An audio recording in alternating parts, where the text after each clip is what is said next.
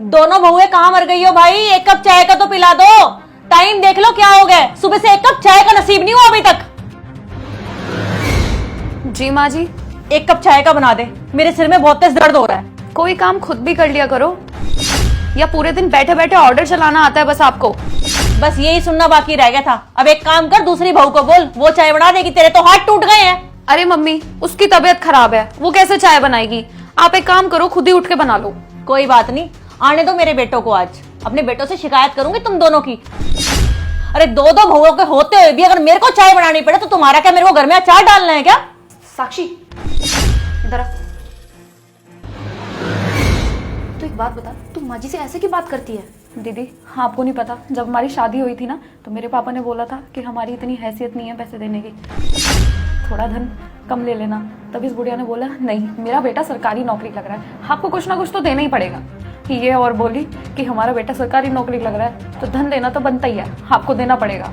हाँ साक्षी, ये बात तो तूने बिल्कुल ठीक बोली। जब मेरी भी शादी हुई थी ना तब इस बुढ़िया ने यही बोला था कि हमारा बेटा सरकारी नौकरी करता है तो आपको कुछ ना कुछ तो जरूर देना पड़ेगा, वरना मैं अपने रिश्तेदारों के सामने क्या मुंह दिखाऊंगी। 2 साल हो गए मेरी शादी को, मेरे पापा ने 15 लाख का कर्ज लिया था और वो कर्ज आज तक नहीं उतरा, और ये बुढ़िया पैसों को खा के बैठ गई। और मेरे पापा उन 15 लाख रुपए को उतारने के लिए ना जाने कितने साल और काम करेंगे। इसको थोड़ी पता है, इसको तो अब मैं बताऊंगी। अरे तू क्या, इसको तो मैं भी बताऊंगी। मेरे पापा के सर पे ना 4 लाख का कर्जा अभी भी है, वो भी इस बुढ़िया की वजह से। हनी बहू, एक बार बात सुनियो बेटा। हाँ माँ जी। बेटा एक कप चाय का पिला दे, बहुत तेज सिर में दर्द हो रहा है। वो साक्षी बहू ने तो मना कर दिया चाय बनाने से, तू ही एक कप बना दे। वो माँ जी, मैं और साक्षी ना मार्केट जा रहे हैं, तो एक काम करो, चाय आप ही बना लो। और वैसे भी अगर एक दिन चाय बना लोगी तो घिस जाओगी क्या, खुद बना लो आप। आने दो आज मेरे बेटों को, उन्हें शिकायत लगाती हूँ, करवाती हूँ इन दोनों की शॉपिंग। एक कप चाय का नहीं पिलाया गया आज। माँ, क्या हुआ? आप इतनी उदास क्यों बैठी हुई हो? अगर कोई बात हुई है तो आप हमें बताओ, क्या हुआ है? तुम दोनों एक काम करो, मुझे वृद्धाश्रम छोड़ाओ। अगर तुमसे अपनी मां ना संभाली जा रही हो तो ये दिन देखने के लिए मैंने तुम दोनों को पैदा नहीं किया था। माँ, ऐसे पहले क्यों बुझा रही हो? कुछ बात हुई तो बताओ। अरे तुम दोनों की बहुओं ने आज क्या किया तुम दोनों को पता है? आज सुबह से ना उन्होंने एक चाय का कप नहीं दिया मेरे को, और सुबह से भूखी हूं मैं, ना रोटी पूछती ना पानी पूछती हैं। अरे किस लिए उनको ब्याह के इस घर के अंदर लेकर आए थे? अरे तुमसे नहीं रखा जा रहा ना तो भेज दो मुझे कहीं, फांसी दे दो मुझे, फांसी। अच्छा माँ, उन्होंने ऐसा किया? हम देखते हैं उन्हें। चल भाई। ठीक है भाई, चल के बात करते हैं उनसे। साक्षी, मैं क्या सुन रहा हूं?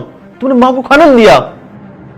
हनी, ये मैं क्या सुन रहा हूं? तूने माँ को खाना नहीं खिलाया? तुमने सुबह से ना तो माँ को खाना दिया और ना सुबह से चाय दी। चाहती क्या हो तुम? तो मतलब तू माँ को खाना नहीं देगी? अरे ऐसे तो तू हमें भी खाना नहीं देगी कल को।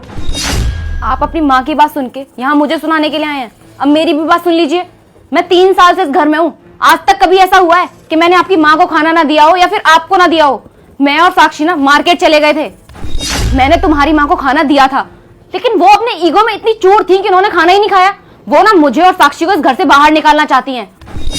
आपकी माँ ने ना आपको ऐसे बातें बताई हैं जैसे हम लोग तो झूठे हैं और वो बहुत सच्ची हैं। आपकी माँ तो ऐसा करना चाहती है कि हम लोग ना बस उन्हीं की बात माने और इस घर से कभी बाहर ही ना जाएं। और मेरे साथ ही नहीं, वो ना साक्षी के साथ भी ऐसी ही हैं। और अगर आपको मेरी बात का विश्वास नहीं हो रहा है ना तो एक काम करो, जाओ जाके साक्षी से पूछ लो, वो भी यही बताएगी। अच्छा, मुझे साफ साफ बता दो, तुम चाहती क्या हो? देखो जी, मैं इस घर में शादी करके आई हूँ, कोई भाग के नहीं आई हूँ। जो आपकी माँ जब मन करता है तब बोल देती है कि इस घर में रहना है रहो, नहीं तो जाओ यहाँ से। और देखो, हमने उनको खाना दिया था, उन्होंने जानबूझ के नहीं खाया, क्योंकि वो चाहती हैं इस घर पे उनका कब्जा रहे, उनका राज रहे। अगर हम इतने ही पसंद नहीं है ना तो हम मायके चले जाते हैं। सुन लिया ना तुमने, अब मुझे भी इस घर में नहीं रहना, मैं जा रही हूँ अपने मायके। चलो।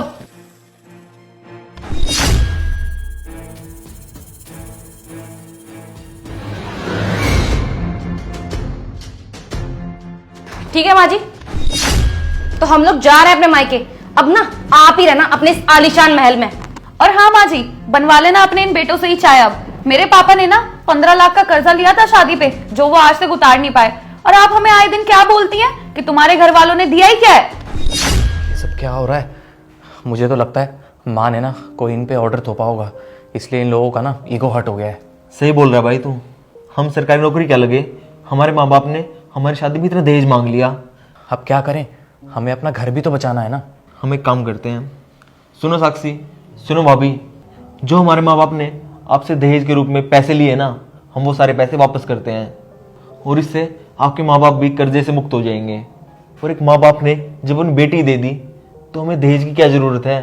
दहेज तो लालची लोगों के चोचले होते हैं ना, और दहेज से कभी भी किसी के सपने पूरे नहीं होते। सपने पूरे होते हैं अपनी मेहनत से। बेटा तुम दोनों सही कह रहे हो। मेरी समझ में आ गया है कि मैंने बहुत बड़ी गलती करी इनके माँ बाप से दहेज मांग के। अगर कोई मेरी लड़की से भी दहेज मांगे तो मुझे बुरा लगेगा ना, तो मुझे इनको अपनी बेटी मानना चाहिए था, ना कि बहू। मुझे माफ़ कर दो बेटा तुम दोनों। आज के बाद मैं कभी भी तुम्हें परेशान नहीं करूँगी। और जो तुम्हारे माँ बाप से दहेज लिया है ना, मेरे बेटे बिल्कुल सही कह रहे हैं, वो मैं तुम्हारे माँ बाप को लौटा दूंगी। और बेटा ये घर तुम दोनों का है, तुम दोनों कहीं नहीं जाओगी, इस घर के अंदर रहोगी। अब चलो घर के अंदर।